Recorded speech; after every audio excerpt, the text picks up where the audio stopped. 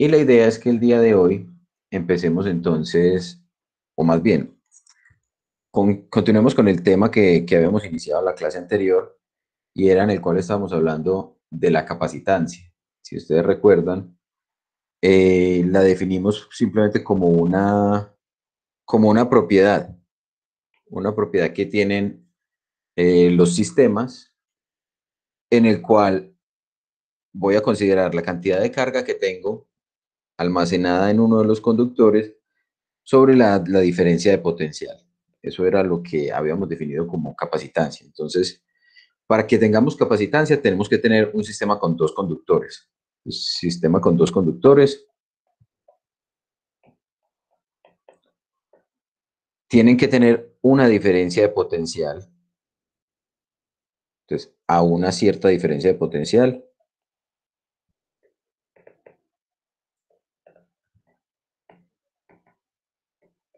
Y entonces ustedes se preguntarán, bueno, entonces, ¿qué pasa si los dos conductores yo los pongo muy cerca y quedan en contacto uno con el otro?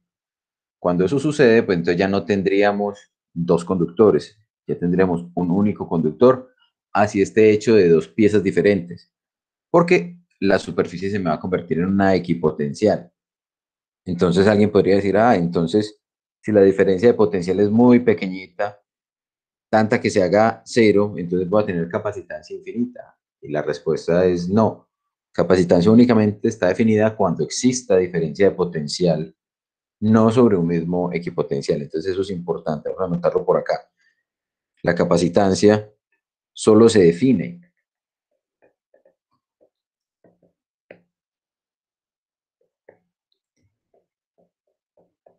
cuando delta V es mayor que cero. El otro término que tenemos que tener en cuenta es el signo de la carga. En este caso, miren que estamos considerando Q. No estamos diciendo la carga positiva o la carga negativa, pero necesitamos que los dos conductores que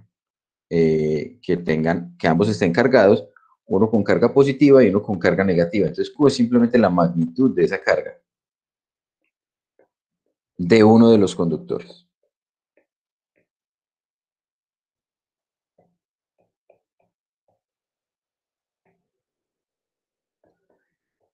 ¿Y por qué es importante hacer énfasis en que es de uno solo de los conductores? Porque resulta que cuando nosotros consideramos que estamos cargando algo de manera positiva, en una cierta cantidad, vamos a tener algo que se está cargando de manera negativa en la misma cantidad, ¿cierto? Eso era una de las, digamos, primeros principios que estudiamos cuando estudiamos la carga eléctrica. Si estamos cargando algo positivo y le estamos confiriendo esa carga positiva, algo más tuvo que haber quedado cargado de manera negativa. Entonces, eso simplemente obedece pues al principio de conservación de la carga. Hasta ahí espero que todo esté claro para que continuemos entonces con las definiciones. Vamos entonces a definir un par de placas. Si nosotros partiéramos de un sistema de dos placas, digamos una primera placa que esté aquí, otra segunda placa que esté por aquí, esta primera placa, por ejemplo, cargada con una carga positiva, una carga más Q, y esta otra placa cargada con una carga menos Q, ambas placas separadas a una distancia D. Sabemos que la carga positiva la podemos expresar como una densidad positiva de carga, una densidad superficial de carga por unidad de área, multiplicada por el área, e igual la carga negativa como una densidad superficial multiplicada por un área.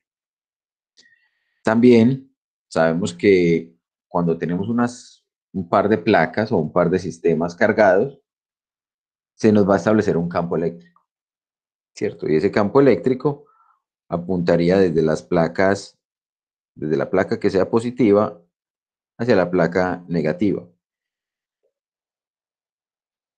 Y en este caso, ese campo eléctrico pues tiene una característica particular bien interesante. Si ustedes recuerdan, ese campo eléctrico era constante.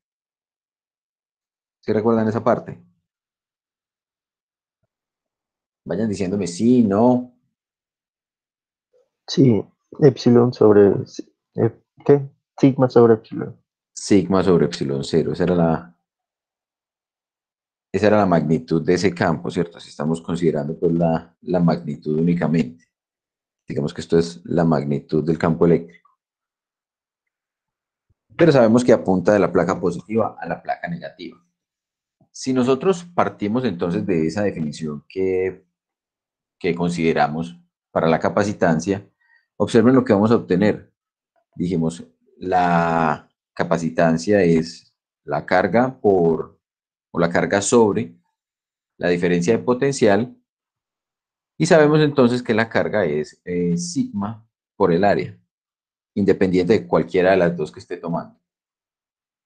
Pero adicionalmente, esa diferencia de potencial para un sistema de placas planas, o si me estoy desplazando más bien en la misma dirección en la que está el campo eléctrico, observen que para ir de un punto que yo tenga sobre la placa cargada positiva hacia la placa que está cargada negativa, los DS o los DLs con los cuales estoy recorriendo son paralelos o pueden ser paralelos a al campo eléctrico.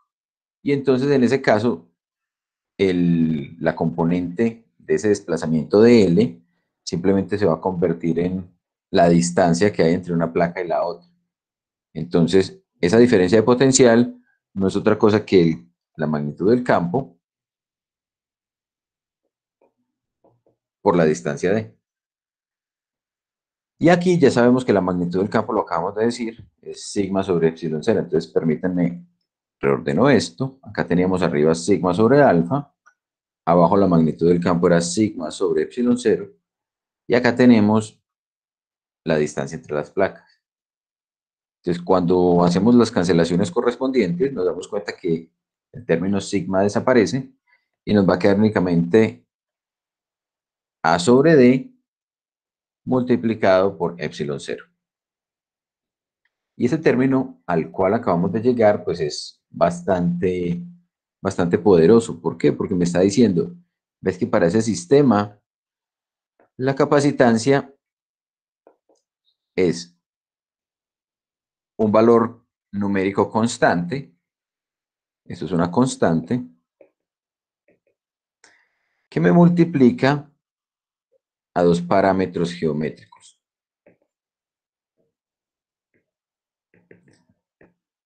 La geometría siempre va a ser positiva y ese valor constante de epsilon cero también es positivo. Entonces, siempre la capacitancia va a ser mayor que cero. Entonces, esto es una constante positivo definida. O es un valor que va a ser positivo definido. Listo. Eso, digamos que es bastante diciente, porque entonces me va a dar a mí la pista de que cada vez que yo esté trabajando con capacitancias, debo tener en cuenta que, que el resultado al cual debo llegar va a ser un resultado positivo. Si por alguna razón llegué a un resultado y ese resultado no es positivo, debo revisar el procedimiento que hice o debo revisar debido a qué se debe cualquier término negativo que me aparezca. Pero como valor, simplemente la capacitancia siempre va a ser positiva. Lo otro que me está diciendo ese término es, observen que acá tenemos tres parámetros. Uno que es constante, ese no va a cambiar, ¿cierto? Pero vamos a tener un primer parámetro que es el área. Entonces, estoy diciendo, la capacitancia es proporcional al área.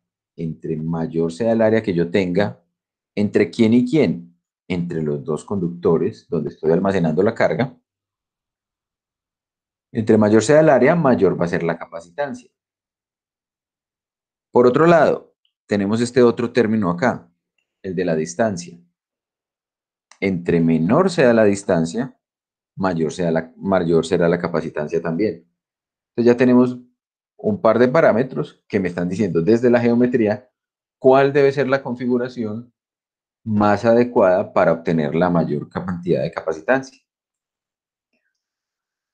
¿Hasta ahí está claro? ¿O hay alguna duda?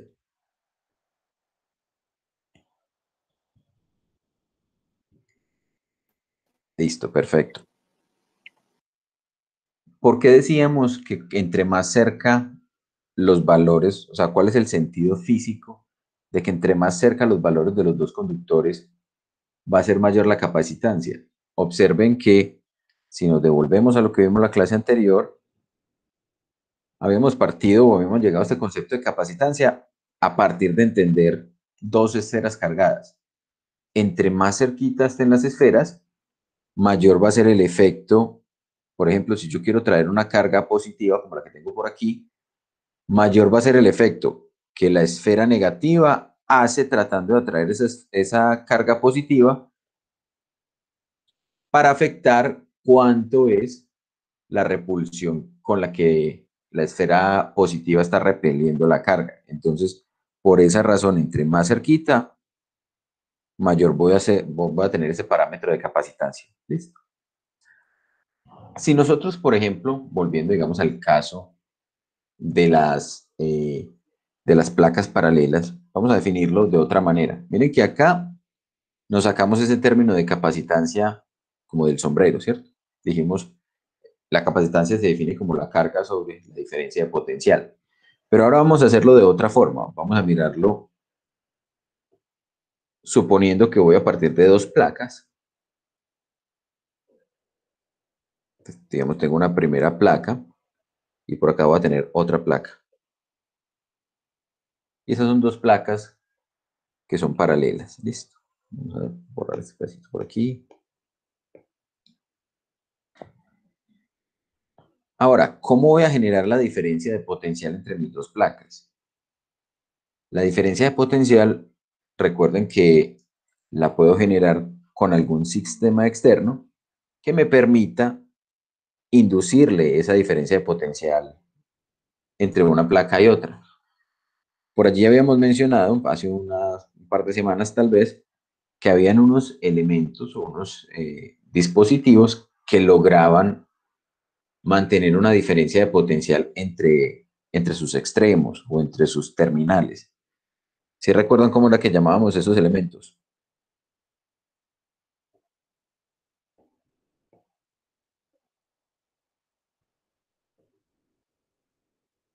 Si la recuerdan, no lo recuerdan. Si no, yo acá lo voy a empezar a dibujar.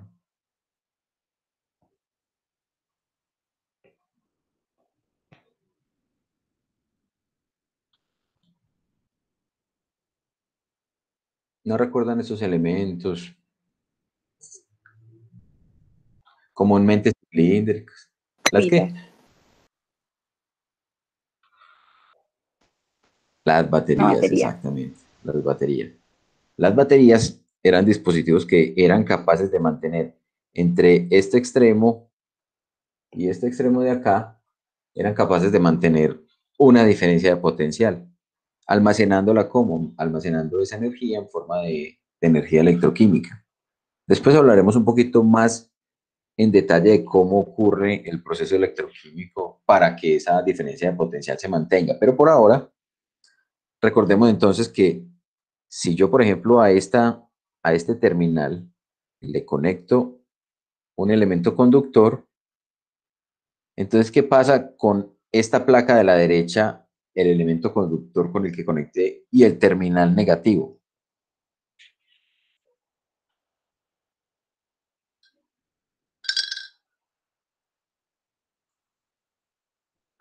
¿Sí recuerdan? Pues las cargas negativas van a viajar hacia allá.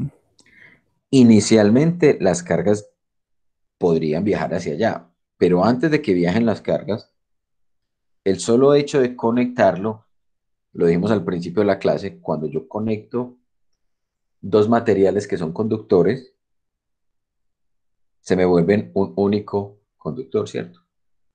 Entonces adquieren o se convierten en una equipotencial.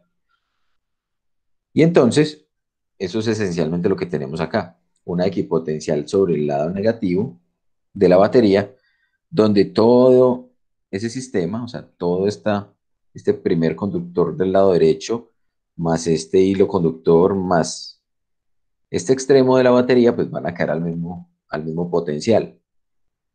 Y por el otro lado, vamos a conectarlo al lado positivo. Entonces, la misma historia. Ahora, todo el lado izquierdo quedó, eh, quedó al potencial del lado positivo. Ahora bien, ¿qué es lo que podríamos decir que va a empezar a ocurrir? Entonces, miren lo que ocurriría. Del lado negativo, pues van a salir electrones. Sabemos que lo que están fluyendo efectivamente son los electrones, son los que se desplazan.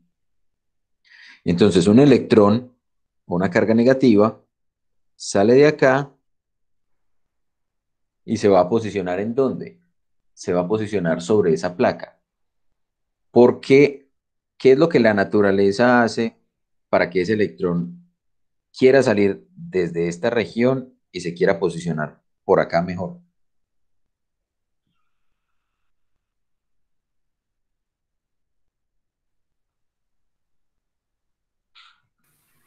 Minimizar la energía potencial.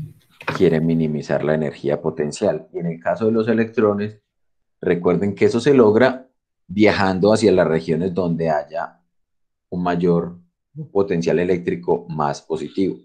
Entonces el electrón dice, para ese lado de la placa hay un potencial eléctrico más positivo que el que tengo en la colita de la batería.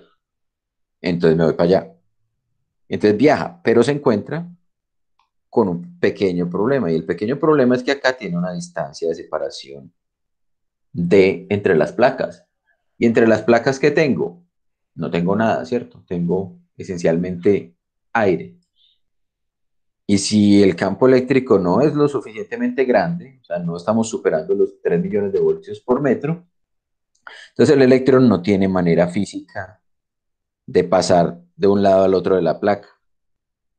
Entonces viene y dice el electrón, pues me tocó quedarme aquí, me quedo por acá. Entonces ese mismo electrón que salió, ese mismo electrón se ubicará sobre la placa del lado derecho. Sin embargo, la presencia de ese electrón altera el potencial de ese sistema de placas o de esa región donde están las placas. Y entonces, ¿qué es lo que ocurre? Ustedes saben que los electrones se repelen entre sí. Entonces, por acá, como teníamos, en alguna parte teníamos una partícula o un átomo que estaba cargado inicialmente neutro, digamos que el átomo estaba cargado inicialmente neutro por aquí, y este es un átomo de ese otro conductor. Pero ustedes saben que los átomos de los conductores pues tienen la capacidad de dejar sus electrones libres. Entonces, ¿qué es lo que ocurre? ¿Qué dice el electrón de mi conductor?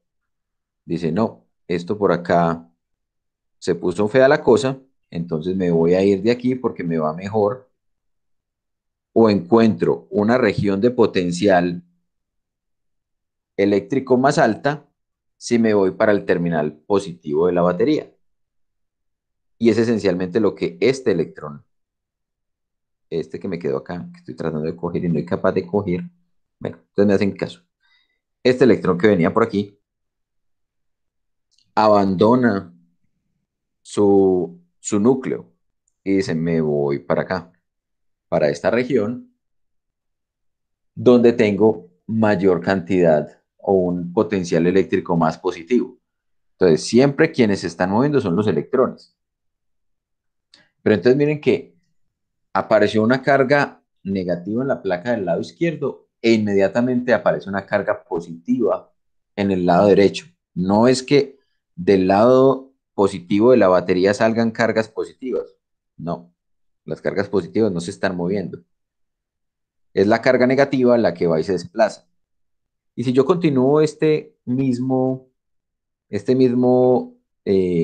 fenómeno, entonces de acá va a salir otro electrón y se va a ubicar por acá, pero ese electrón va a su vez a remover una carga una carga negativa de la otra placa, entonces me va a quedar una carga positiva. Lo mismo, sale otro electrón, se ubica por acá y me remueve otro electrón de la otra placa y me queda una carga positiva. Entonces miren que el proceso de carga ocurre simultáneamente entre entre las dos placas, y la cantidad de carga que me queda en la placa negativa, o sea, aquí la carga Q tiene que ser igual a la carga más Q que me está quedando al otro lado. Esto va a estar acompañado obviamente pues de su densidad superficial de carga por el área que tengan esas placas. Y acá al lado positivo la misma historia, una densidad superficial de carga positiva multiplicada por el área. Entonces entendimos cómo funciona esa fenomenología, ¿cierto? Para que por favor nunca jamás de los jamases vayan a creer que a través de las placas ocurre un paso de electrones. Es precisamente ese desplazamiento el que nos va a generar que la carga o que la placa del lado izquierdo se cargue negativamente y la placa del lado, perdón, la placa del lado izquierdo positivamente y la placa del lado derecho negativamente. ¿Alguna duda con respecto a ese mecanismo de carga?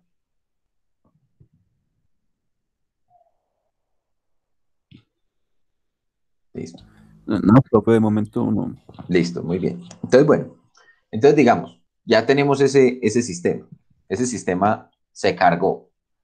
Y sabemos que ahí mismo que se carga, pues me va a aparecer el campo eléctrico. El campo eléctrico no duda un instante en aparecer sobre ese sistema de placas y dice, bueno, entonces voy a establecer un campo eléctrico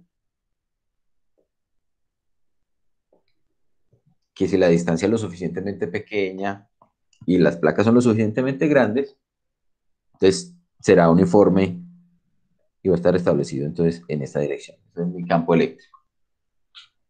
Entonces, para mover una carga positiva, vamos a decir, voy a mover una carga positiva, o si yo pongo, por ejemplo, una carguita positiva en la presencia de ese campo eléctrico, esa carga positiva pues va a experimentar una fuerza eléctrica en esta dirección. O sea, ahí estoy entre las dos placas, pongo una carga positiva, esa carga positiva va a experimentar una fuerza hacia allá y por lo tanto va a desplazarse en esa misma dirección. Ese desplazamiento pues lo podemos llamar simplemente dl. El desplazamiento que va a experimentar esa carga positiva que tengo allí. Muy bien. Entonces, nosotros podemos también decir la diferencia de potencial, si nosotros partimos de la definición formal de la diferencia de potencial no es otra cosa que el potencial en B menos el potencial en A. Y hasta la semana pasada habíamos considerado estas diferencias de potenciales como el trabajo por unidad de carga para traer una carga desde el infinito hasta una cierta posición, ¿cierto? Eso era para nosotros el potencial eléctrico. Y entonces para conocer la diferencia de potencial entre dos puntos, calculábamos el trabajo desde el infinito para posicionarlo en B, y a eso le restábamos el trabajo desde el infinito para posicionar esa carga, ¿cierto? El trabajo por unidad de carga para posicionarlo en A y obteníamos un resultado. Sin embargo, también habíamos dicho, esto equivale a menos el trabajo que un agente externo realiza para mover esa carga entre A y B en la presencia del campo eléctrico y en producto de punto por una cierta trayectoria a través de la cual voy a mover esa carga. Esta de acá es la definición formal de la diferencia de potencial. Y entonces de ahora en adelante, pues, si mi sistema es sencillito, pues lo puedo hacer punto a punto, pero si mi sistema es un poquito más complejo, pues ya no me puedo dar el lujo de hacerlo del modo sencillo, sino que tengo que evaluar la integral. Entonces, para poder determinar la diferencia de potencial, ¿cierto? ¿Cuál sería esa diferencia de potencial? Sería la diferencia de potencial que hay entre o la placa B y la placa A. Entonces vamos a llamar esas placas, vamos a bautizarlas. Esta de acá es la placa A y esta de acá es la placa B. Este es el nombre que le vamos a dar a cada una de esas placas. Y vamos a decir, bueno, si estamos considerando la partícula positiva, el potencial en B es el potencial final y el potencial en A es el potencial inicial. Entonces, ¿qué necesitamos para calcular esa diferencia de potencial? Necesitamos esencialmente conocer el campo eléctrico.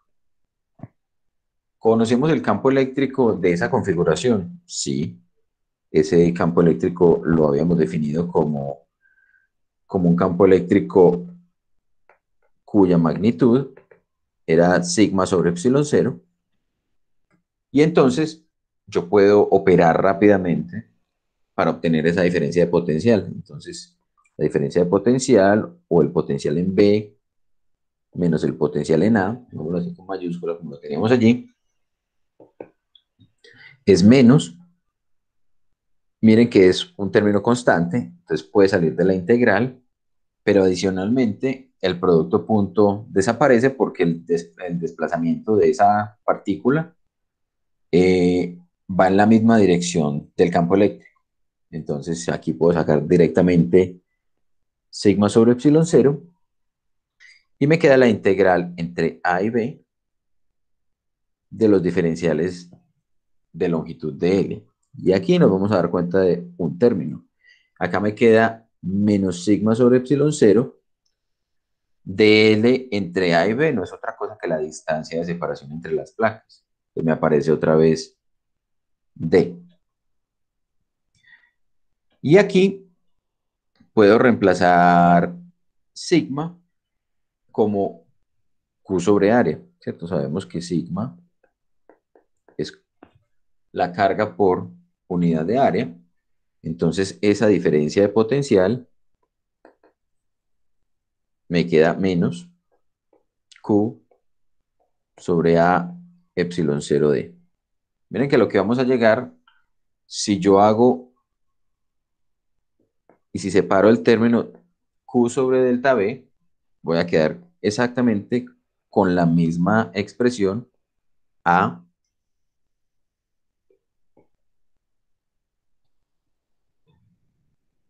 ¿cierto? Me queda el A sobre D multiplicando epsilon 0, pero me aparece un signo menos. Y entonces uno dice, aquí algo raro pasó. Ese signo menos, ¿qué sentido tendrá? Al término del lado izquierdo es lo que llamamos capacitancia. O sea que por ese lado no tenemos problema. Observen que llegamos a un término A sobre D epsilon 0, que es exactamente al que llegamos aquí. A sobre D epsilon 0. Pero con el signo menos. Entonces, ese signo menos, ¿qué me representa? Pues está diciendo que elegiste mal cuál es el punto inicial y cuál es el final. No estamos diciendo que elegimos mal el punto inicial y final. Estamos diciendo que el potencial de B es menor que el potencial de A. Eso es lo que me está diciendo ese signo menos. Listo. Entonces, el potencial en B, o el potencial, vamos a ponerlo aquí, en B, es menor que el potencial en A.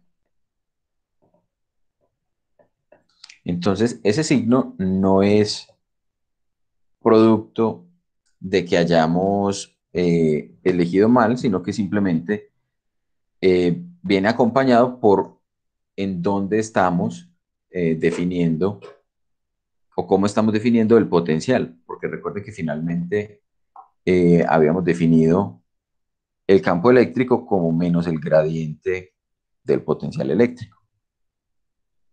Entonces, de allí es de donde viene ese signo. Entonces, es lo que tenemos que reconocer. Sin embargo, a la hora de hablar explícitamente de la capacitancia, pues obviaremos ese signo negativo por esto que dijimos acá arriba, porque la capacitancia es un valor positivo definido. Listo. Preguntas, dudas, inquietudes. Yo Juan, sé que cuando tú. se habla de que el potencial en B es menor que nada, se refiere solo a la magnitud, porque pues uno es positivo y uno es negativo, pero ahí entonces, ¿cómo es? Estaríamos hablando de en términos, mm, no en términos de magnitud, sino que tú sabes que el campo eléctrico apunta siempre de las regiones de potencial mayor hacia las regiones de potencial menor. Entonces, lo que estamos diciendo allí cuando decimos que el potencial en B es menor, puede que incluso sea de la misma magnitud, pero con el signo menos. Por- Ah, listo, Juan, muchas gracias. Bien, entonces, si uno tiene esto en cuenta, entonces puede decir, bueno, entonces necesitamos definir sistemas en los cuales yo pueda configurar esos parámetros, que yo pueda jugar de alguna manera con el área y con la distancia. Si nosotros, por ejemplo, tomáramos, hagamos aquí un ejemplo, si nosotros tomáramos una placa o un par de placas conductoras más bien, esta digamos que mide 5 centímetros y esta longitud L, esto mide 25 metros. Esto obviamente no está a escala. Y esas dos placas están separadas a una distancia de. Entonces voy a poner otra placa exactamente igual, también de 25 metros de longitud por 5 centímetros de ancho. Y vamos a definir la distancia que separa esas placas de como una centésima de milímetro. Vamos a poner esto un poquito más por acá, más bien.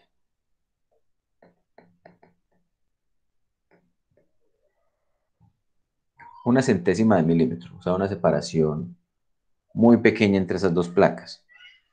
Miremos cuánto sería o qué valor obtendríamos de la capacitancia de ese sistema si tuviéramos o si pudiéramos mantener esas dos placas separadas a esa distancia. Entonces ya sabemos que la capacitancia era A sobre D por epsilon cero.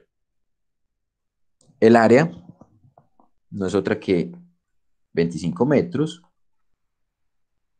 multiplicado por 5 por 10 a la menos 2 metros, a los 5 centímetros, dividido la separación, que es 0,01 por 10 a la menos 3 metros. Recuerden que todo lo llevamos a metros.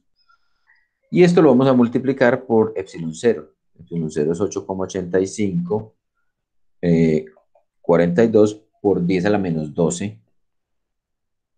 Y las unidades de esto son faradios por metro. Entonces, si hacemos ese cálculo, vamos a encontrar que la capacitancia es del orden de 1,11 por 10 a la menos 6 faradios. Un valor bastante pequeñito, ¿cierto? O sea, 1,11 microfaradios. Entonces, un faradio es una magnitud que es exageradamente grande. Si ustedes recuerdan, la semana pasada hicimos, o mostramos más bien, que una esfera que tuviera una capacitancia de un faradio era del orden de 12 veces el tamaño del Sol. Eso lo teníamos por aquí. ¿Dónde estaba? Aquí. Dijimos que teníamos que tener una esfera de un diámetro de 18 millones de kilómetros para tener una capacitancia de un faradio. Y que si teníamos del tamaño de la Tierra, pues sería una esfera, una capacitancia de aproximadamente 700 microfaradios. Entonces, pues no es de sorprender que en un sistema con un par de placas planas tengamos una capacitancia tan pequeñita. Entonces es normal que cuando estemos hablando de capacitancias, estemos hablando de 10 a la menos 6, 10 a la menos 9, 10 a la menos 12, 10 a la menos 15, ¿qué? Faradios, que corresponderán entonces a microfaradios, nanofaradios, picofaradios, femtofaradios. ¿Listo? Para que de pronto no se asusten si sus cálculos les dan extremadamente pequeños. Les quería mostrar por qué razones que hablamos de tener, por ejemplo, un sistema de placas de esa manera. Si bien tecnológicamente pues no sería posible garantizar esa separación entre dos placas, lo que se hace de manera técnica es precisamente esto. Les voy a mostrar aquí. Fíjese pues.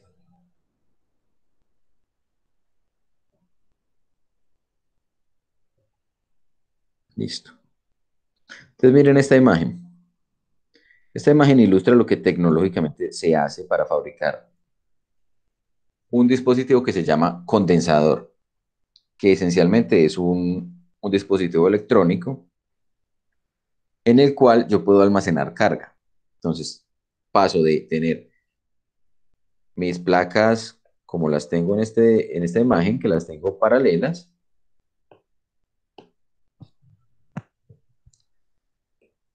¿cierto? Acá tenemos las placas paralelas. Lo que voy a hacer es precisamente aprovecharme de que yo puedo ubicar elementos aislantes y enrollar las placas. Entonces eso ocupa un menor espacio que el que ocuparía un par de placas paralelas. Esos dispositivos, ya les voy a mostrar. Entonces, a ver, les comparto el video.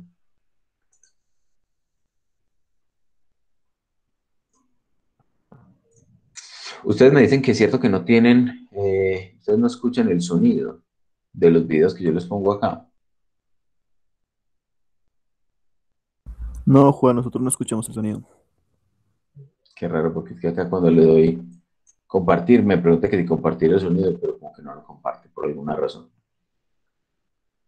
Bueno, vamos a ponerle esto un poquito de velocidad. Entonces, miren, por ejemplo, acá, este señor lo que tiene es un condensador. Juan, todavía no estamos viendo el video. No ¿No lo dice están viendo en él, esto? solamente que tienes que desanclar a Sí, Juan. lo estamos viendo. Ah, que me desancle, por favor. Ya, gracias.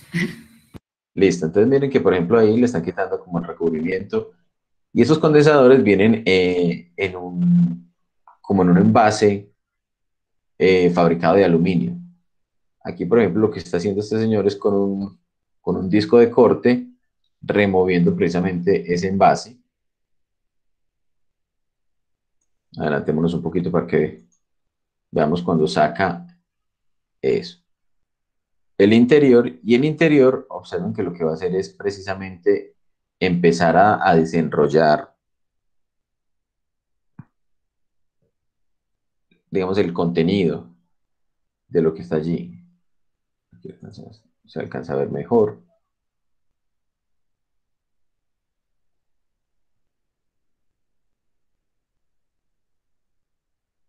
Voy.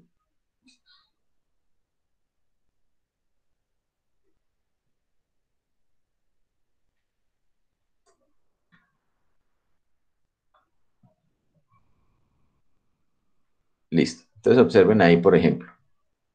Eso gris que tenemos ahí es una de las placas conductoras. Miren que está conectada a uno de los electrodos. Lo que está allí como en color café son los aislantes. Y esa es la otra placa conductora. Esos son los dos conductores de los cuales está fabricado el condensador. Entonces lo que están haciendo allí es precisamente ¿cierto? Garantizar que se tiene la mayor cantidad de área separada una de la otra, ¿listo? Yo creo que no hay nada más interesante que ver.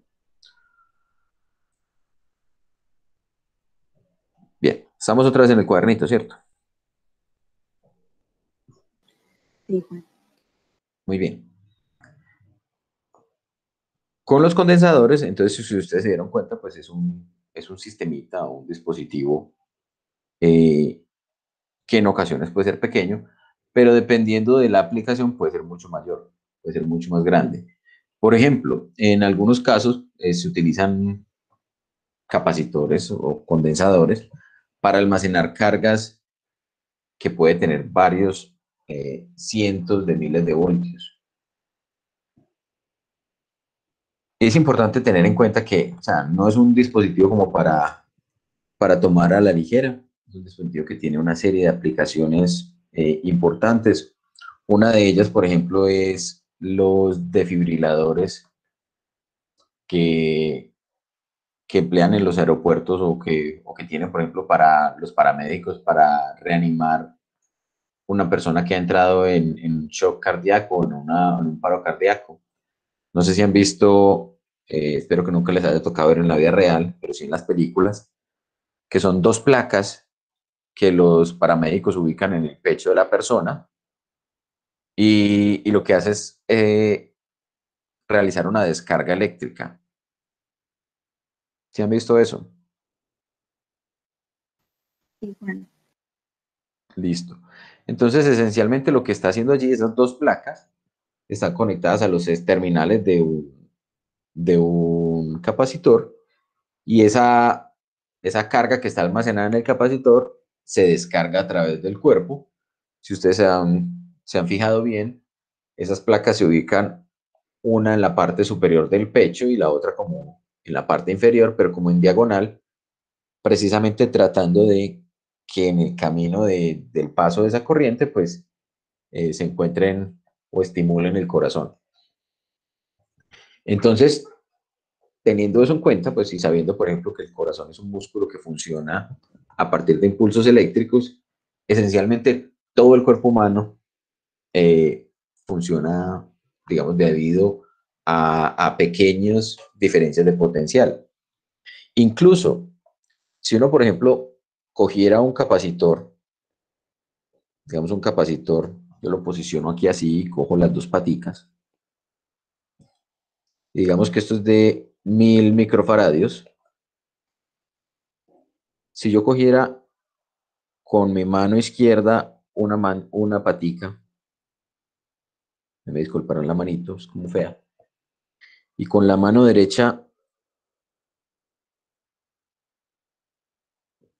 cojo la otra patica, resulta que debido a que entre la mano izquierda y la mano derecha hay una diferencia de potencial, esa diferencia de potencial puede ser del orden de 10 milivoltios. Solo por ese hecho, yo voy a ser capaz de almacenar carga en ese capacitor. Ahora, ¿cuánta carga estaríamos almacenando? Pues, si queremos conocer esa carga que almacenamos allí, podemos decir la carga es cuánto. Es la capacitancia por la diferencia de potencial, ¿cierto? La diferencia de potencial, o bueno, la capacitancia de ese capacitor, por ejemplo, es de 1000 microfaradios, 1000 por 10 a la menos 6 faradios. Y la diferencia de potencial de 10 por 10 a la menos 3 voltios. Entonces la carga que puedo llegar a almacenar allí es de 10 por 10 a la menos 6 culombios. ¿Y a ustedes les parece que eso es poca carga, mucha carga? Esos son 10 microculombios.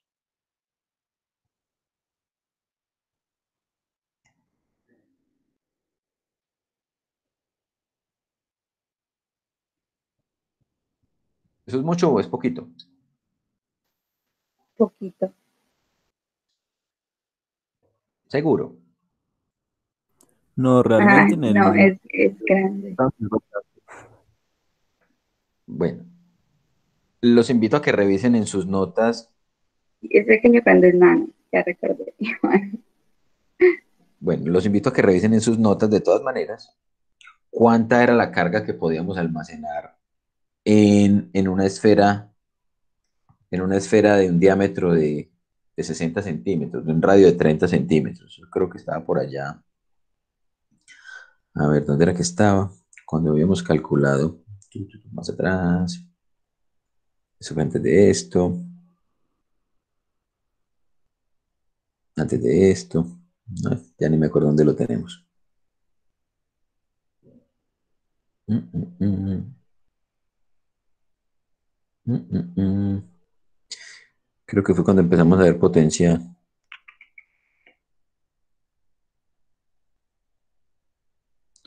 A ver, ¿será que lo encontramos fácil o será que lo encontramos que nos demoramos más? Bueno, si no lo encontramos, yo creo que pueden hacer el ejercicio de hacer el cálculo de cuánta carga. ¿Será que está por aquí? Tal vez. Aquí habíamos hablado de potencial. Ta, ta, ta, ta, ta, ta, ta.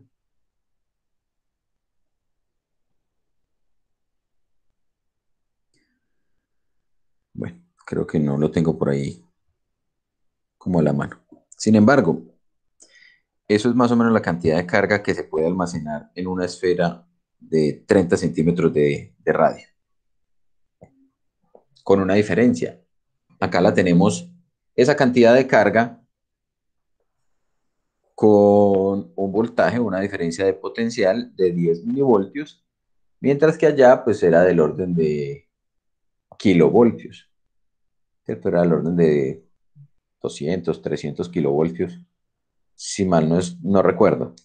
Entonces, puede que sea la misma cantidad de carga, estamos hablando entonces de que tenemos la misma cantidad de electrones allí almacenados, pero a una diferencia de potencial mucho más pequeña. Entonces ahí, por ejemplo, puede no ser riesgoso. Pero en el caso, por ejemplo, de un desfibrilador, sí podemos tener cientos de voltios, ¿sí? Porque la idea es reanimar un corazón que no se está moviendo. Muy bien, si nosotros volvemos, digamos, al caso de la energía potencial electrostática, entonces recordemos cómo era esa expresión de la energía potencial electrostática.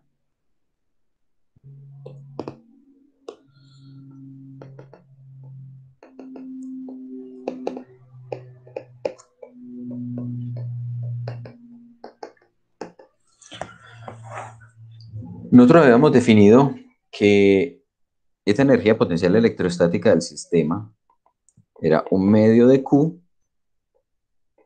por la diferencia de potencial.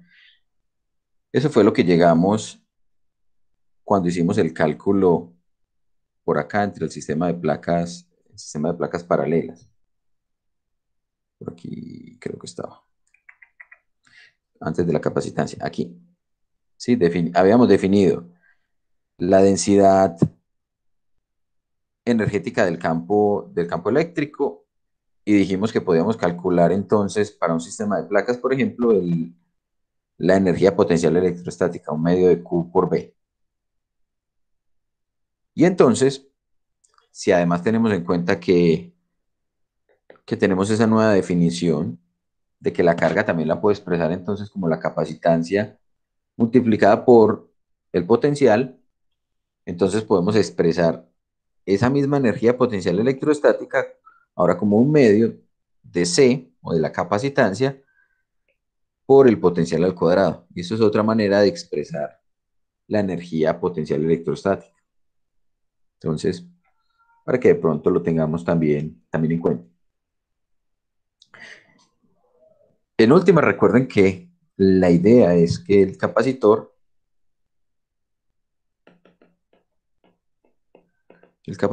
almacena cargas eléctricas.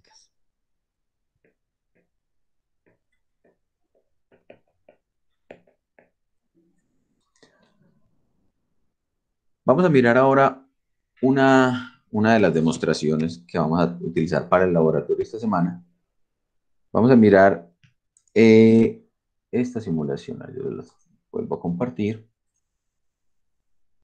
Juan, esta no solo es para placas paralelas, ¿o sí? No, esa no solo es para placas paralelas, esa aplica para cualquier sistema. Si ustedes recuerdan, habíamos dicho que la densidad energética del campo era independiente de la geometría. Y entonces lo que habíamos hecho era integrar sobre todo el volumen, y ya cuando integramos sobre todo el volumen, pues esto se nos vuelve independiente de qué geometría tengamos.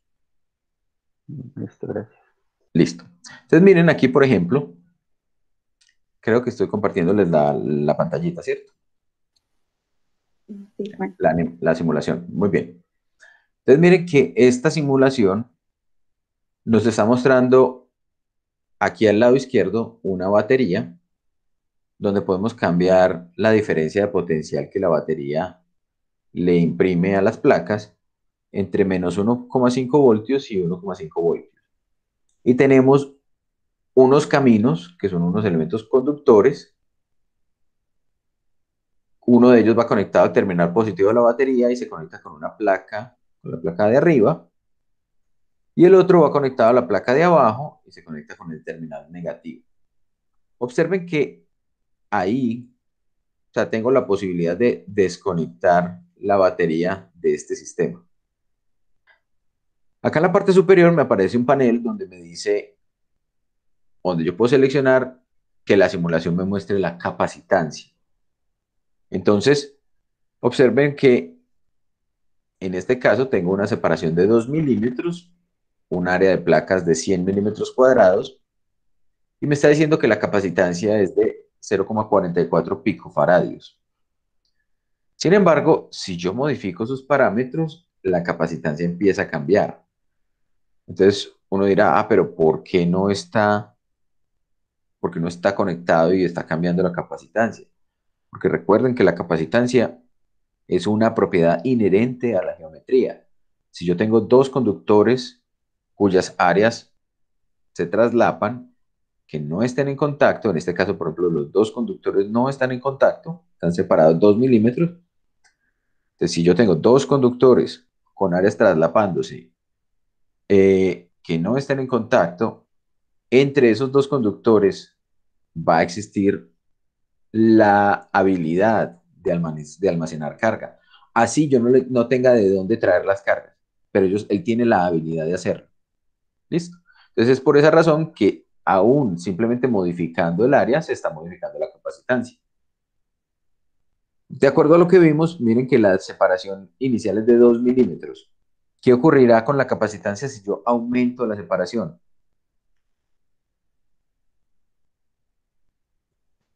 Disminuye. Disminuirá. Eso fue así como que disminuye, como con susto, no. Miren que inmediatamente aumento la separación, la capacitancia se cae.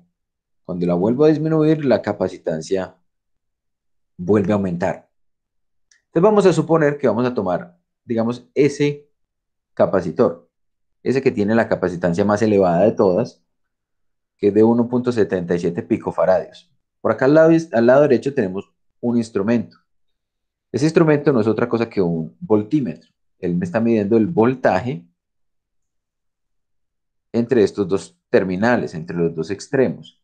Miren que acá me está diciendo el voltaje es de 0 voltios. Entonces, por ahora vamos a quitar estos terminales. Ahora vamos a hacer algo. Vamos a activar, digamos, el potencial eléctrico en la batería. Entonces ya en este momento, miren que si yo pongo el terminal positivo por acá y el negativo por acá, el instrumento me marca una diferencia de potencial de 1,5 voltios. No importa dónde yo lo ponga, siempre y cuando lo ponga sobre el conductor. ¿Por qué?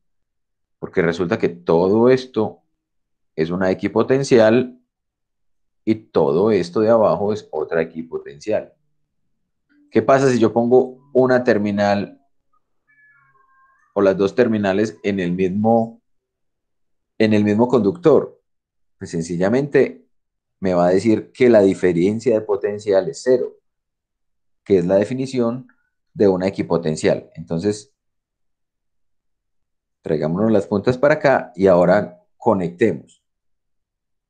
¿Se acuerdan ese proceso de desplazamiento de las cargas que les expliqué al principio con las placas? Miren cómo ocurre. Ya, se cargó.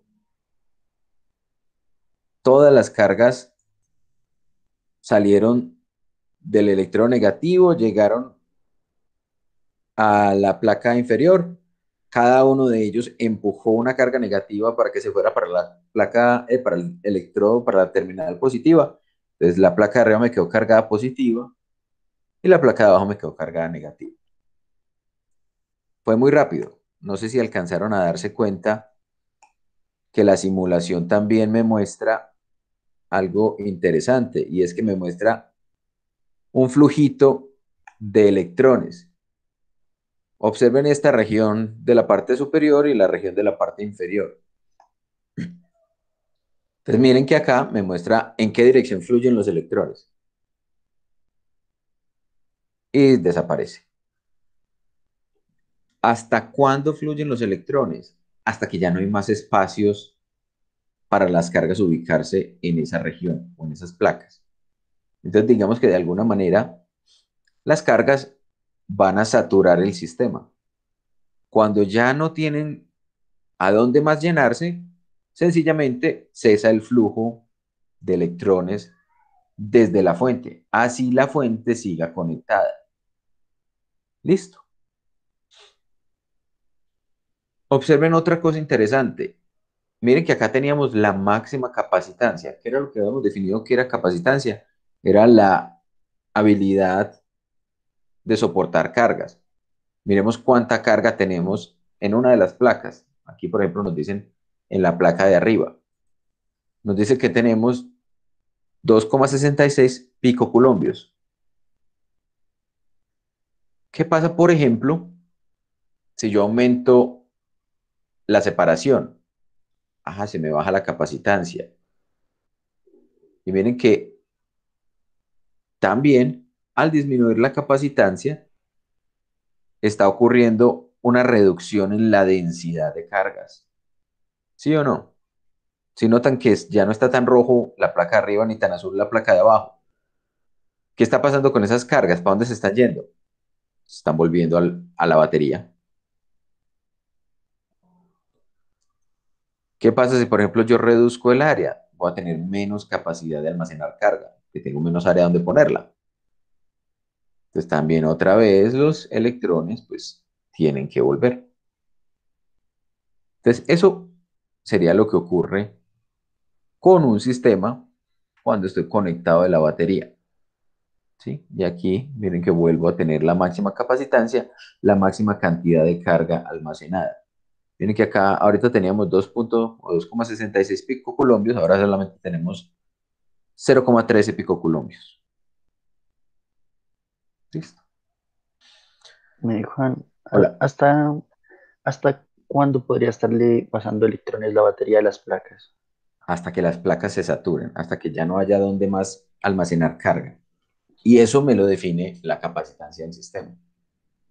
O sea, la diferencia de potencial de la fuente, de la batería, es parte de esa ecuación. Pero si recordás, allí también teníamos que tener en cuenta la capacitancia. Entonces, la carga, mira que la habíamos definido como capacitancia por diferencia de potencial. Si yo aumento la capacitancia, pues puedo almacenar más cargas. Si aumento la diferencia de potencial, puedo almacenar más cargas. Pero por lo general, las fuentes de potencial o las fuentes de voltaje van a estar limitadas, van a tener un valor preestablecido.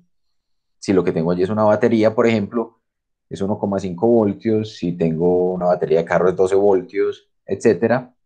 Entonces, en ese caso, por ejemplo, pues simplemente voy a tener la habilidad de almacenar esa cantidad de cargas debido a esa diferencia de potencial entre esos dos conductores. ¿Listo? Listo, gracias. Entonces, miren, por ejemplo, lo otro que nos podemos dar cuenta. En este momento, si yo mido la diferencia de potencial aquí y aquí, me voy a encontrar con que es 1.5 voltios. Desconectemos y volvamos a medir el potencial.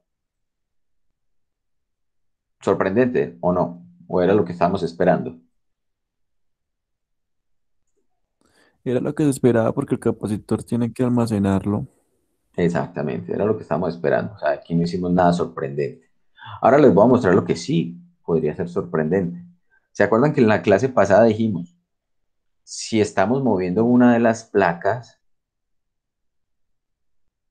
¿qué es lo que tiene que pasar? Miren que estoy desconectado de la batería. Ese es el punto importante acá, estar desconectado de la batería.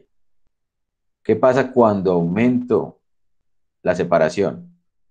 ¿Quién me dice qué va a pasar con la capacitancia? ¿Va a subir o va a bajar?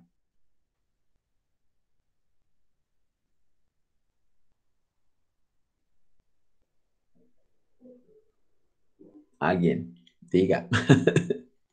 Todos en el chat están diciendo que disminuye, profe. Ah, es que no estaba viendo el chat. Como tengo la pantalla de la simulación abierta, entonces no veo el chat. Disminuye. Listo, perfecto. Entonces, efectivamente disminuye. Pero ahora, ¿qué pasó con la carga en la placa? Se mantuvo. ¿Por qué razón?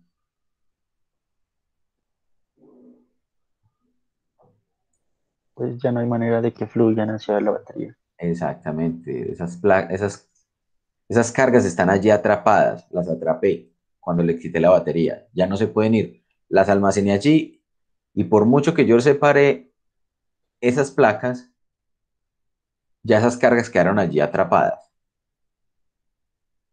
Ahora, ¿qué pasa si yo disminuyo el área? Pues esto es un poquito más difícil de hacer en un capacitor real, pero miren que yo también podría inclusive seguir disminuyendo la capacitancia aún más.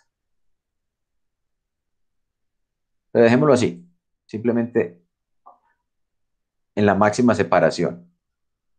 ¿Qué fue lo que hicimos la clase pasada cuando empezamos con este tema? Dijimos, yo tengo un sistema de placas paralelas, en un sistema de placas paralelas tengo un campo eléctrico que va de la placa positiva a la placa negativa, ¿cierto? Y para yo separar las placas tengo que realizar un trabajo. Y realizar un trabajo eh, implicará entonces que hay una cierta energía que le tengo que suministrar al sistema. Vamos ahora a medir el potencial. ¿Ustedes qué creen que qué pasó con ese potencial? Antes de ponerlo, ¿quiénes dicen que vale 1,5? Levanten las manitos. Pues sí, sería 1.5, ¿no? Sería 1,5. Será menor, porque miren que estamos separando las placas. Entonces, de pronto, al separar las placas, tendré que hacer menos trabajo. ¿O qué? ¿Ustedes qué dicen? ¿O será mayor? Solamente tengo las tres opciones: que se haya mantenido en 1,5, que haya subido o que haya bajado. Miremos ahora. Y espero que ese resultado les haya sorprendido un poquito. Miren que no hicimos absolutamente nada distinto a separar las placas. Cuando separamos las placas, lo que hicimos fue introducirle un trabajo al sistema. Esa energía adicional que ya tiene el sistema se tiene que ir para alguna parte. Y entonces, ¿para dónde se va a ir? Se va a ir para tener la capacidad de realizar más trabajo. Eso es lo que estamos haciendo cuando se separaron las placas. Esencialmente eso es lo que hace el potencial eléctrico. Es como si hubiéramos subido al momento de separar las placas, es como si hubiéramos elevado más un peso en el campo gravitacional, por ejemplo. Ya tenemos mayor capacidad de realizar trabajo. con la misma cantidad de carga, porque la carga no ha cambiado, la carga se mantuvo constante. Entonces, efectivamente, nos acabamos de dar cuenta que es que con, con un sistema de placas o con un capacitor, yo puedo almacenar cargas y yo puedo realizar trabajo, yo puedo almacenar esa energía adicional además. ¿Qué pasa entonces cuando disminuyo la distancia? Pues el voltaje va cayendo. Cuando regreso a la distancia original, pues va a caer precisamente hasta 1,5 voltios. Podemos darnos cuenta también de eso si activamos la energía almacenada. Entonces, la energía almacenada aquí, por ejemplo, dice que es 1,99 picojulios. Y observen que al momento de empezar a separar las placas, baja la capacitancia, la carga se mantiene y la energía almacenada aumenta. Esa energía es producto de quién? De ese trabajo que estoy realizando para subir o para separar las placas entre sí. Muy bien. Entonces, esa simulación tiene bastantes cositas interesantes para ir descubriendo, para ir conociendo. Dudas, preguntas, inquietudes. Entonces lo hicimos ahí de modo demostrativo, pero la idea es que eso pues se nos quede grabado, ¿sí? Porque la idea es que vamos a trabajar nuevamente eh, con ese término, con esa simulación y con ese fenómeno que acabamos de observar. ¿Cómo podemos darnos cuenta entonces de que eso efectivamente ocurría? Miren que si nosotros volvemos a la definición del potencial para ese sistema de placas planas, esa diferencia de potencial no era otra cosa que la magnitud del campo eléctrico por la distancia. ¿El campo eléctrico cambió? No, el campo eléctrico siempre era el mismo sigma sobre epsilon cero. Acuérdense que dijimos, si yo aumento la distancia entre las placas, el campo eléctrico sigue igual. Pero entonces, si aumenté la distancia y el campo eléctrico continúa con la misma magnitud, la única opción que le queda a la diferencia de potencial es también subir. Perfecto. Vamos a hacer otro ejemplo que está, digamos, un poquito más cercano.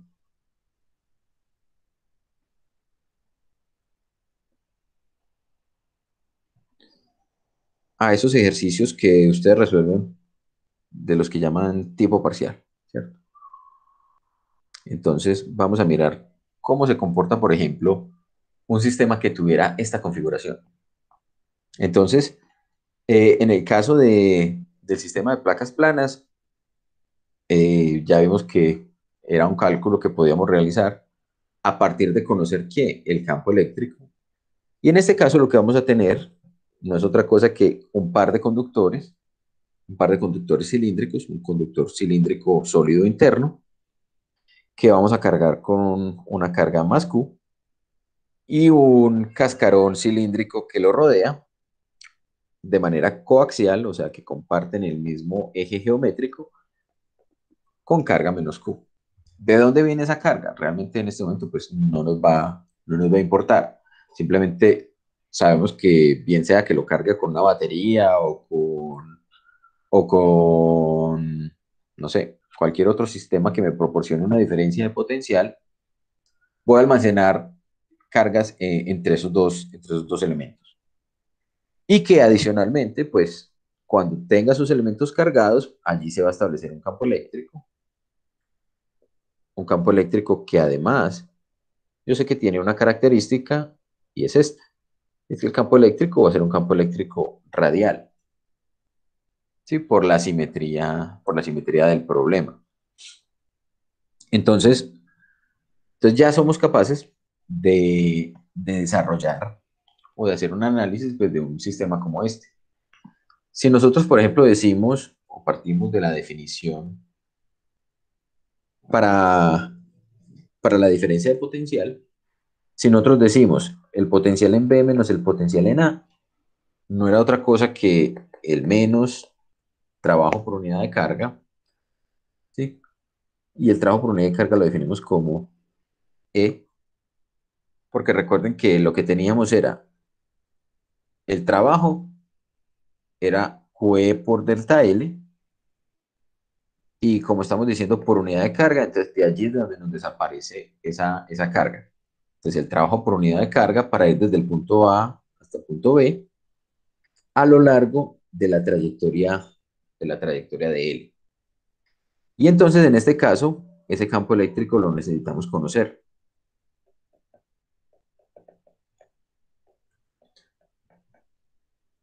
Necesitamos conocerlo. Si por ejemplo nosotros partimos de la determinación de ese campo eléctrico, observen que esto ya es un ejercicio que podemos resolver fácilmente gracias a la simetría que presenta el problema utilizando la ley de Gauss. Entonces digamos que vamos a tomar ese cilindro interno, el cilindro interno, solo que como chueco, pero listo. Ese cilindro interno tiene radio A, y la manera en la cual nosotros resolvíamos un problema de esta naturaleza, pues no era otra que definir una superficie gaussiana, coaxial también, en la cual esto tenía una longitud L. Este otro cilindro tiene una longitud L, L minúscula, L pequeña y L grande. Y entonces allí sabíamos también que el campo eléctrico atravesaba de forma perpendicular a esta superficie. El campo eléctrico apunta radialmente. Y también teníamos que el diferencial de área, en este caso, en cualquier punto, es paralelo al campo eléctrico. Y entonces, si teníamos esa definición de la ley de Gauss, decíamos que el flujo eléctrico no era otra cosa que la integral de E punto de A, y eso era igual a la carga encerrada sobre epsilon cero. Esa era nuestra definición de la ley de Gauss. En este momento, pues ya pasamos por ley de Gauss, ya sabemos que, por ejemplo, a través de esta cara plana y de la cara plana inferior no vamos a tener ningún flujo eléctrico. El flujo eléctrico se limita únicamente al que sale por la cara curva. Y en este caso podemos simplemente decir, como la cara curva, su diferencial de área es paralelo al campo eléctrico, entonces sacábamos la magnitud del campo eléctrico. De la integral se nos volvía simplemente la integral de los diferenciales de área, y esto era la carga encerrada sobre epsilon cero. Y adicionalmente, podíamos definir por la geometría de ese sistema, podíamos definir un parámetro que llamábamos lambda, que era la carga por unidad de longitud L. En este caso, estamos diciendo que la carga está uniformemente distribuida a lo largo de ese hilo conductor o de ese cilindro conductor interno. Y entonces podíamos definir la magnitud del campo eléctrico multiplicado por ¿quién? Por la integral de los de A, que no es otra cosa que el área de esta gaussiana. Esa gaussiana, me faltó definir, es de un radio R.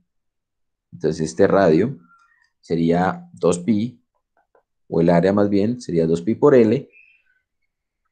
L grande. Y esto es igual entonces a la carga encerrada. ¿Cuál es la carga encerrada? No sería otra que lambda por la carga que está en esta región entre este punto y este punto. Y eso era L grande, o sea, lambda por L grande, y esto sobre epsilon cero. Acá, si nos damos cuenta, las longitudes L desaparecen y el campo eléctrico me quedaba definido entonces como lambda sobre 2pi epsilon 0 por r en la dirección radial r. Y esto lo podíamos reorganizar diciendo que vamos a multiplicar por 2 arriba y por 2 abajo, con el fin de que me quede 2 lambda sobre 4pi epsilon 0 r en la dirección radial. Y esto no es otra cosa que este término 1 sobre esto, es k sub e por 2 lambda sobre r radial. Entonces, así de rápido podíamos determinar ese campo eléctrico. ¿Para qué íbamos a hacer esa determinación del campo eléctrico? Porque ahora podemos volver a mi definición del potencial eléctrico, la diferencia de potencial. Entonces, el potencial en B menos el potencial en A. Bueno, antes de eso, miren, démonos cuenta de lo siguiente.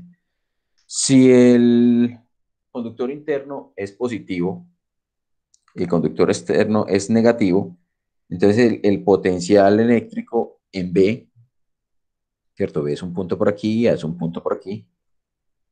El potencial eléctrico en B va a ser mayor o menor que el potencial eléctrico en A.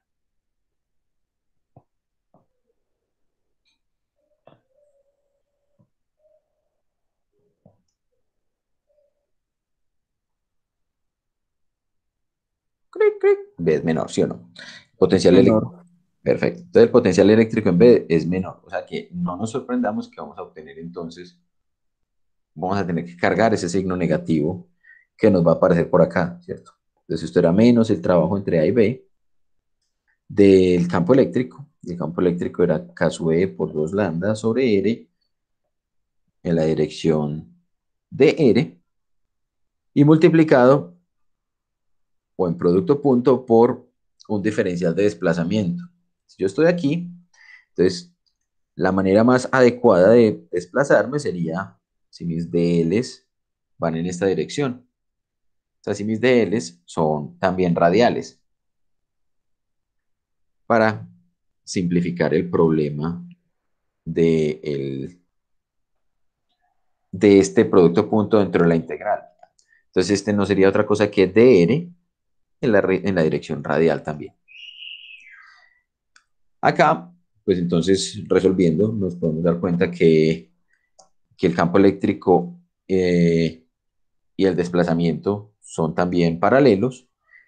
Entonces, el coseno del ángulo que forman ellos, pues vale 1. Y entonces acá simplemente voy a quedar con menos, sale de la integral lo positivo, 2 k sub e por 2 lambda, sobre, sobre no, por la integral entre a y b, ¿de quién?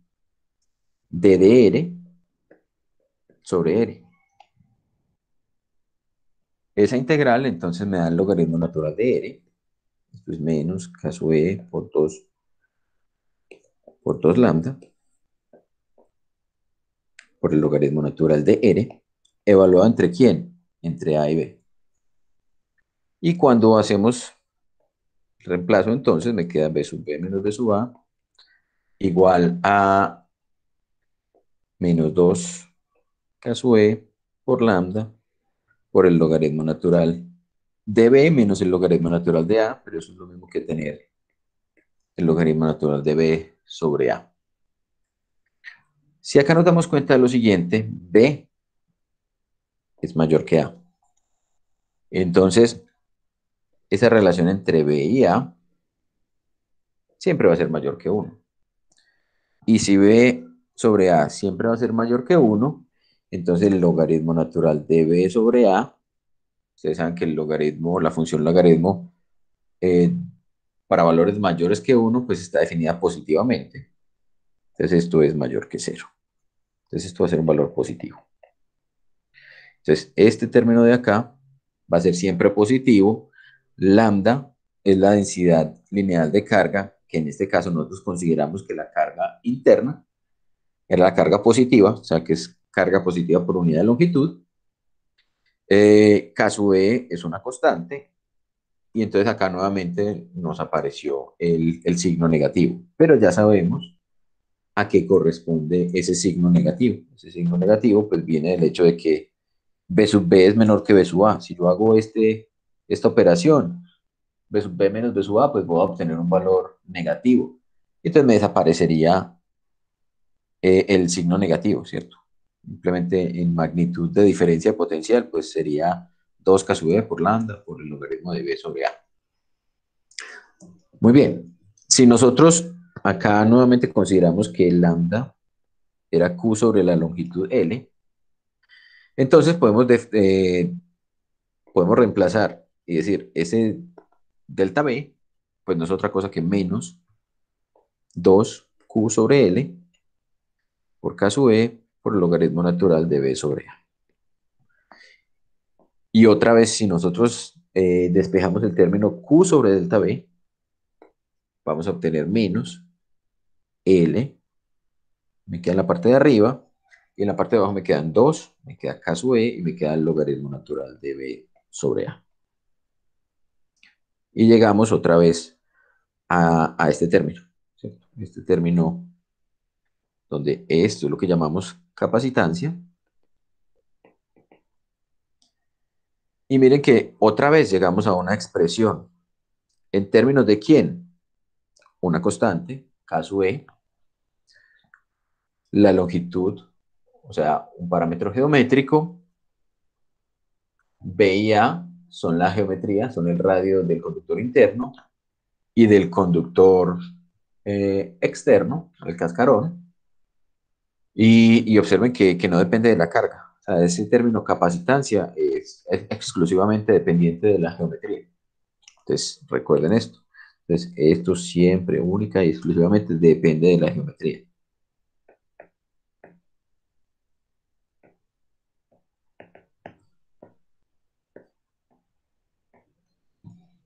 Y por lo tanto, capacitancia, ese C, siempre va a ser mayor que 0. No se les olvide eso. Así que si en el quiz del próximo martes les pregunto, ¿la capacitancia puede ser negativa? Ustedes me dicen, no, jamás. La capacitancia no puede ser negativa, ¿cierto? Ustedes están como ahí como relajados con los quizzes, ¿no? Llevamos como muy poquitos quizzes. ¿O ustedes qué dicen? Juan, no, apenas. Obviamente van a decir apenas, van a decir, sí, sí, claro, claro, no, hagamos más. Yo no creo que alguien vaya a decir eso. Pues no sé, de pronto alguien que vaya muy mal y quiera recuperarse, ¿no? Yo voy como mal y no quiero decir eso. Yo creo que me sale contraproducente. Bueno, Junaid, si usted lo dice. Muy bien, entonces miren, por ejemplo, otro sistema que tiene un poquito menos de realidad ingenieril, porque, por ejemplo, este tipo de sistemas que tenemos acá, de un conductor rodeado por otro conductor, tiene una realidad ingenieril. Esto no es otra cosa que lo que llamamos un cable coaxial. Si ustedes recuerdan, o si ustedes de pronto han visto, un cable coaxial no es otra cosa que un hilo conductor de cobre delgado, rodeado por una película conductora también, que en ocasiones puede ser como una laminita de aluminio, o en ocasiones es como una mallita de cable de acero trenzado. Y es, por ejemplo, con lo que traen la señal de televisión, lo que llamamos el cable de parabólica. Ese cable es un cable coaxial. Entonces ese cable, pues, tiene la capacidad de almacenar carga. Si las cargas estuvieran, si no tuviéramos, digamos, desplazamiento de las cargas, ese cable por sí solo tiene la capacidad de almacenar carga. Como les decía, este tiene un poquito menos de realidad física, pero también podría ser un sistema que se puede analizar, ¿cierto? Uno podría considerar internamente una esfera hecha de un material conductor rodeada por un cascarón hecho de material conductor. Ahora, ¿en dónde viene la parte y la dificultad de convertir esto en una realidad ingeniería física? Pues que tendríamos que conectar de algún modo con un alambre conductor el interior con el exterior, con la fuente, con mi batería, por ejemplo, para que esto me quedara cargado positivo. Entonces allí es donde ya no es como tan directo y tan sencillo. Pero pues se puede calcular, digamos, la capacitancia de un sistema como esos. ¿Listo? Ese no lo voy a resolver, eso se los dejo a ustedes para que lo analicen. Y quiero que miremos una cosa de lo que hemos logrado hasta ahora. Hasta ahora, ¿qué hemos logrado? Miren lo bonito de lo que hemos hecho hasta este momento. Miren, la primera clase, muchos de nosotros no sabíamos qué era la carga eléctrica y descubrimos que existe algo que se llama carga eléctrica. Luego nos dimos cuenta de que esa carga eléctrica interactúa, de que esa carga eléctrica puede atraerse o repelerse de acuerdo al signo que ella tenga. Entonces nos dimos cuenta que aparecen fuerzas que tratan de hacer que esa carga se atraiga o se repela. Después de eso, ¿qué nos dimos cuenta o qué aprendimos? Aprendimos que esa carga puede alterar el espacio, que forma o que genera lo que llamamos el campo. Y entonces tuvimos que definir un concepto de campo para entender cómo era que esas cargas alteraban el espacio. Después de eso, aprendimos que en ese campo, o en esa alteración del espacio, mover cargas requería trabajo. Y ese trabajo lo podía hacer un agente externo o dependiendo del signo, el trabajo también lo podía hacer el mismo campo. Y que cada que desplazábamos o movíamos cargas en ese campo, estábamos cambiando la energía del sistema, la energía potencial del sistema. Y también aprendimos que esa fuerza eléctrica era una fuerza de tipo conservativa. Y hoy ya lo que aprendimos es que ciertas configuraciones de materiales conductores nos va a permitir almacenar precisamente esa carga. Entonces la pregunta es, ¿para qué queremos almacenar la carga? O sea, ¿cuál es el fin y el objetivo de almacenar la carga? Pues la carga la almacenamos para lo mismo que guardamos ahorros en el banco, para después poder comprar cosas, ¿cierto? Para poder realizar algo con ese dinero. Entonces, en este caso, pues es como el mismo tipo de analogía. La carga la almacenamos para poder después hacer un trabajo con esa carga, poder hacer algo con esa carga que almacenamos. No queremos necesariamente dejarla almacenada allí por siempre. Pero entonces, para poder hacer el trabajo con esa carga, pues necesitamos llevar esa carga de un punto a otro o de una región del espacio a otra, donde esa carga pueda realizar el trabajo. Entonces, aquí es donde aparece una terminología o una simbología más bien, unos símbolos que nos vamos a encontrar de ahora en adelante y que están relacionados con cómo vamos a realizar el trabajo. Esas rutas de las cuales estamos hablando se conocen como circuitos eléctricos.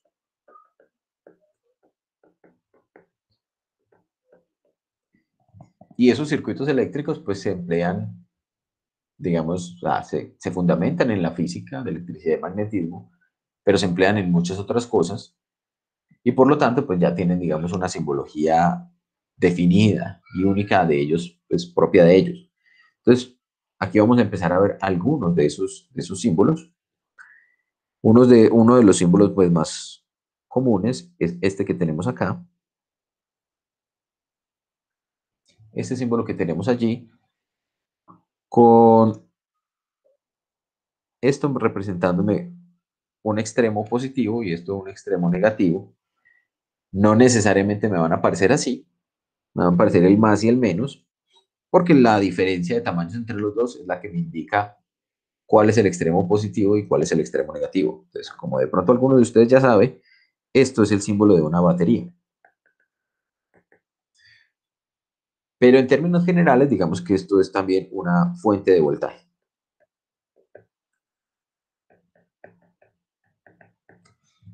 Entonces, el símbolo de batería o de fuente de voltaje va a ser ese que tenemos allí.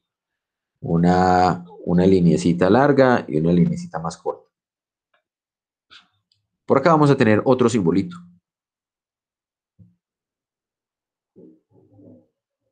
Este símbolo de acá. Esto nos representará un interruptor. ¿Qué característica tiene ese interruptor? Que se puede abrir o cerrar de acuerdo a la necesidad. Entonces, en ocasiones se le pinta allí una flechita porque el interruptor va a tener dos posiciones. Una en la cual está como lo acabamos de pintar. En ese caso el interruptor estará abierto. Y en otras ocasiones pues lo podemos encontrar cerrado. Este sería el caso del interruptor abierto y esto sería un interruptor cerrado. Muchas veces cuando el interruptor está cerrado, pues ni siquiera nos tomamos la molestia de tener que dibujar los punticos estos, sino que simplemente se dibuja como una línea continua. Porque un interruptor cerrado, pues entonces lo que vamos a tener allí es simplemente un elemento conductor. Y por último, con este otro simbolito, vamos a representar los capacitores. Entonces acá lo que tenemos es simplemente una representación que nos, digamos, que nos rememora un poco el sistema de placas paralelas, pero recuerden que, o tengan en cuenta que esto no simplemente hace referencia a un capacitor de placas paralelas, puede ser cualquiera de estas otras configuraciones que vimos. Puede ser una configuración coaxial, puede ser una configuración esférica, etcétera. ¿Sí? Muy bien. ¿Dudas, preguntas hasta ahí? ¿Inquietudes? Entonces vamos No, Juan, todo claro. Listo, gracias. Entonces vamos a recapitular entonces un poquito de lo que vimos acerca de conectar un sistema de placas. Entonces, dijimos, yo acá tengo un capacitor. Ese capacitor lo voy a conectar a una batería, digamos al extremo positivo de una batería, más por aquí, menos por acá, y por acá voy a conectar un interruptor. Si el interruptor está abierto, pues no está ocurriendo absolutamente nada, simplemente todo todo este conductor, o sea, la placa del lado izquierdo y este hilo conductor más el terminal positivo de la batería, pues estarán conectados o serán una equipotencial. Este terminal negativo de la batería hasta acá, hasta el interruptor, será otro equipotencial. Y ya mencionamos que, digamos, la acción o lo interesante ocurre cuando cerramos este interruptor, cuando el interruptor ya no está abierto, sino que lo vamos a cerrar. Porque entonces es en ese momento donde empiezan los electrones a salir desde acá y a ubicarse en esta placa de acá, desplazándome electrones de la otra placa para que vengan y se ubiquen en el terminal positivo. Y lo mismo ocurrirá pues con otro segundo electrón, que va a venir y se va a ubicar por aquí, y me va a empujar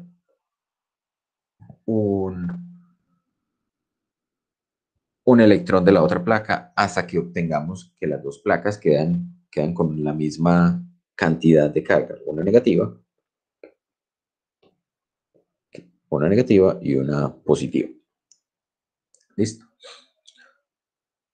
Eso espero que ya nos haya quedado claro.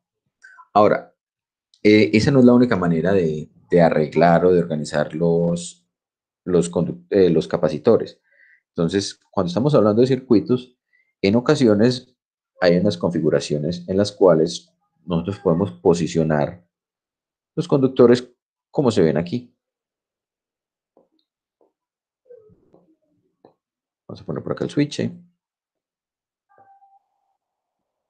Y esto es una configuración donde acá tenemos una primera capacitancia, digamos, esta es la capacitancia 1, acá tenemos la capacitancia 2. Y esto no es otra cosa que la diferencia de potencial que tiene la batería. Aquí me faltó ponerle que esto tiene una diferencia de potencial.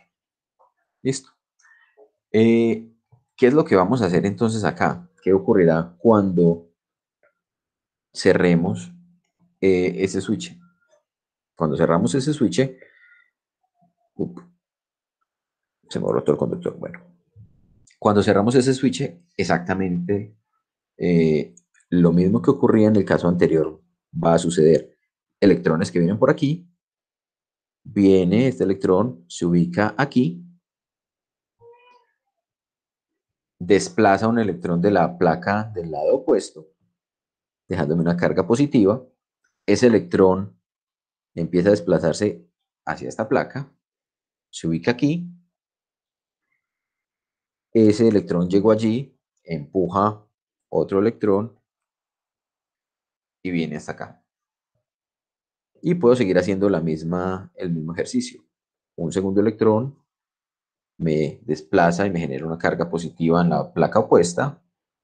Ese electrón desplazado me va a ir hasta la placa del lado derecho del capacitor 1, me va a empujar un electrón, que el electrón va a venir hasta aquí. Entonces miren que por cada carga que yo esté enviando o que esté saliendo desde el terminal negativo de la batería, se me va a estar acumulando una de esas cargas en cada una de las placas de los capacitores. Entonces, observen que acá lo que vamos a tener es que esencialmente, acá voy a almacenar una carga, la carga que yo tenga almacenada en el capacitor 1 y la carga que yo tenga almacenada en el capacitor 2 va a ser exactamente igual. Y eso obedece a un principio de la naturaleza, el principio de conservación de la energía. ¿Cómo es que el principio de la conservación de la energía? Resulta que al momento de desplazar la carga, para yo poder mover cargas en un circuito, ocurre lo mismo que para yo poder mover cargas en el espacio libre. Yo tengo que tener una diferencia de potencial. Es decir, esa diferencia de potencial o esa batería lo que me está haciendo es precisamente generando la diferencia de potencial que me permite mover las cargas. Pero yo estoy llevando las cargas y las estoy posicionando, por ejemplo, en esta placa de acá, generando cargas positivas aquí, ubicando cargas negativas aquí y posicionando cargas o generando cargas positivas aquí. Entonces, ese desplazamiento de esas cargas sobre los capacitores, sobre los condensadores que tenemos allí, pues me va a generar en cada uno de esos capacitores unas diferencias de potencial 1 y 2. ¿Y a qué es lo que hacemos referencia entonces con el principio de conservación de la energía? Pues que esencialmente la energía, en este caso por unidad de carga, tiene que ser igual en todo el sistema.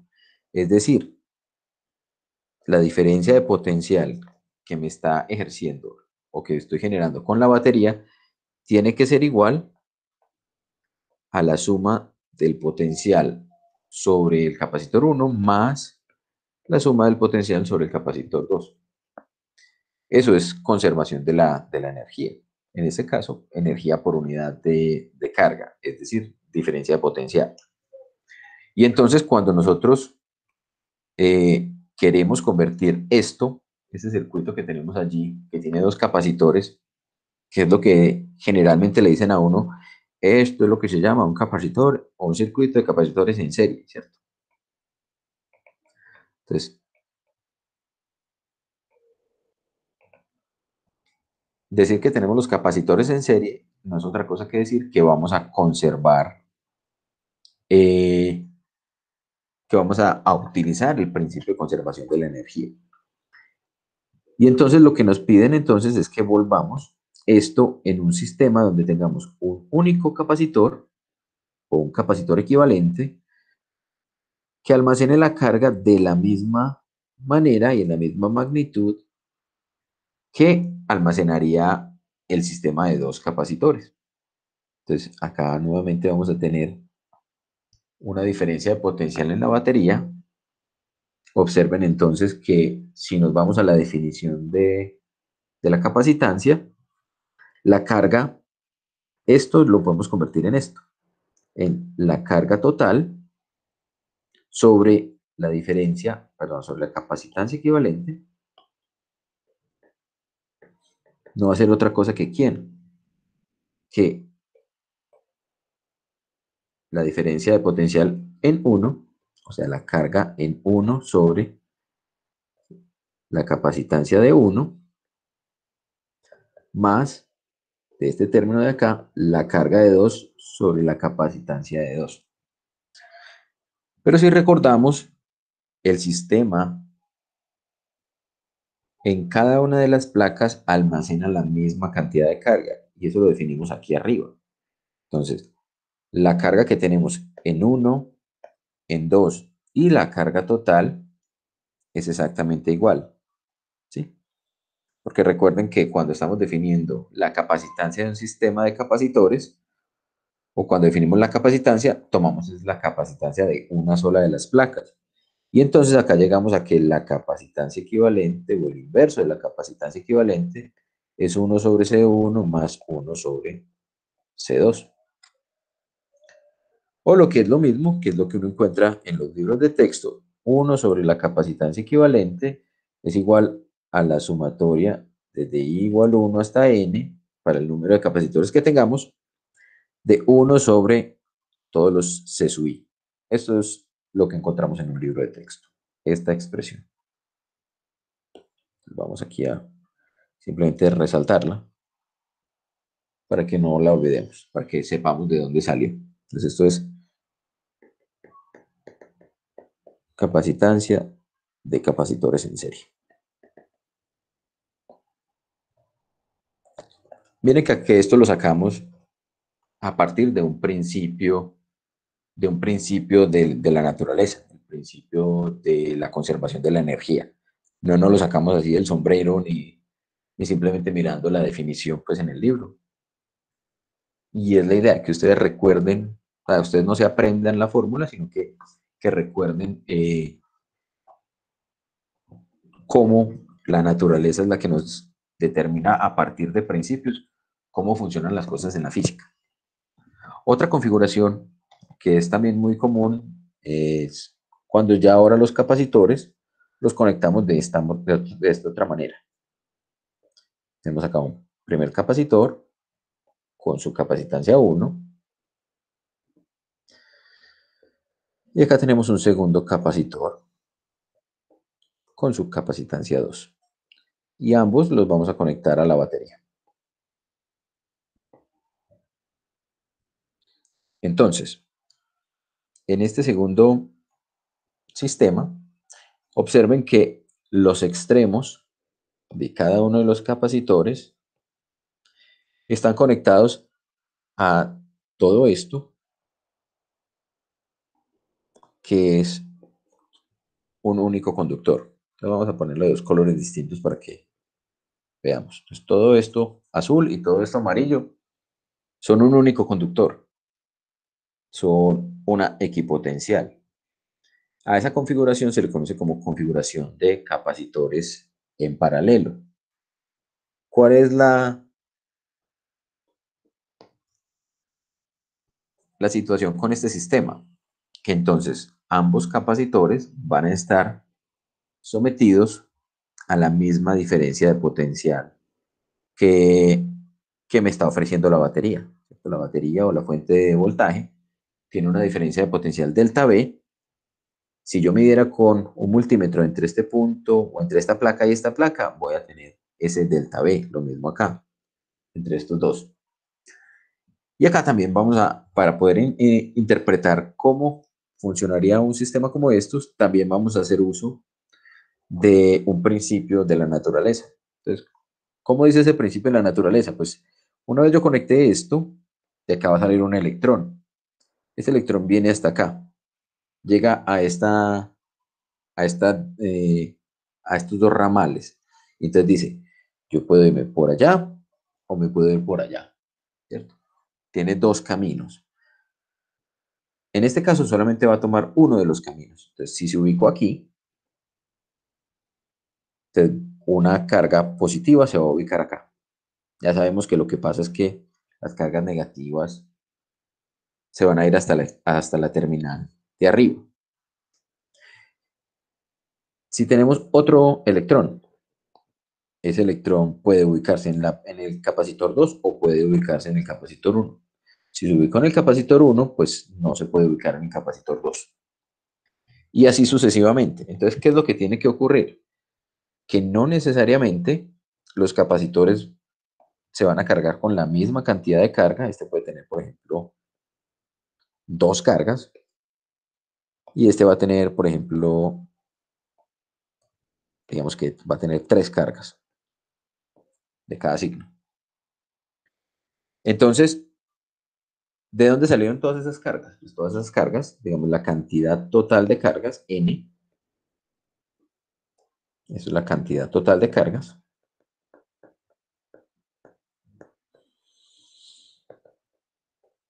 tendrá que ser igual a la cantidad de cargas N1 que se almacenó acá, más la cantidad de cargas N2 que se almacenó acá. Entonces ahora el principio de la naturaleza que nos va a decir cómo se comporta este sistema es el principio de la conservación de la energía, perdón, de la conservación de la carga. Principio de conservación de la carga.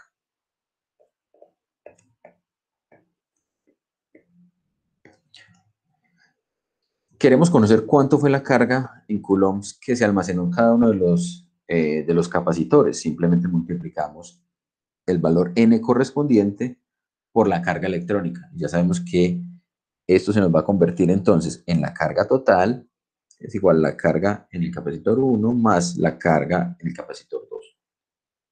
Entonces, ese sistema se va a comportar. Si yo quiero saber cuál sería el capacitor equivalente a ese sistema, pues entonces ubico el capacitor equivalente, le aplico la misma diferencia de potencial y entonces miren que simplemente aplicando la definición de este, tenemos que la capacitancia equivalente por la diferencia de potencial no es otra cosa que la capacitancia en 1 por la diferencia de potencial más la capacitancia en 2 por la diferencia de potencial.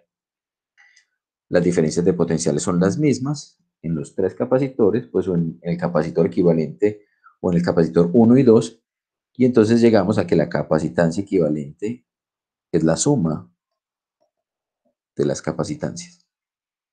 O lo que es lo mismo, como nos aparece en el libro, la capacitancia equivalente es la sumatoria de I igual 1 hasta N de todos los C sub I. Y así nos aparece en el libro. Ese sería para el caso de capacitores en paralelo.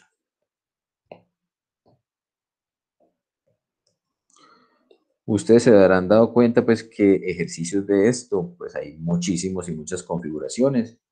De pronto resolvemos un par de ejercicios de simplificación de este tipo de circuitos, pero realmente no son como el grueso del tema del curso, ¿cierto?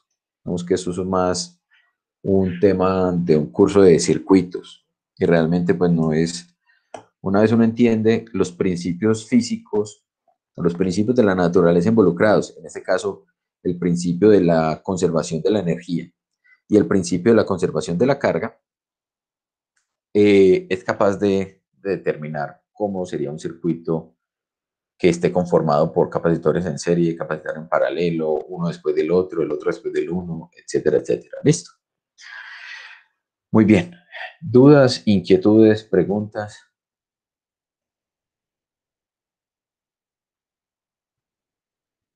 No, profe, de momento todo va estando claro. Muy bien, me alegra mucho. Si de pronto tienen dudas, igual ustedes recuerden que pueden escribirme por el chat. Y si pues, no tienen más dudas por ahora, pues haremos entonces la grabación. Y muchas gracias por por asistir.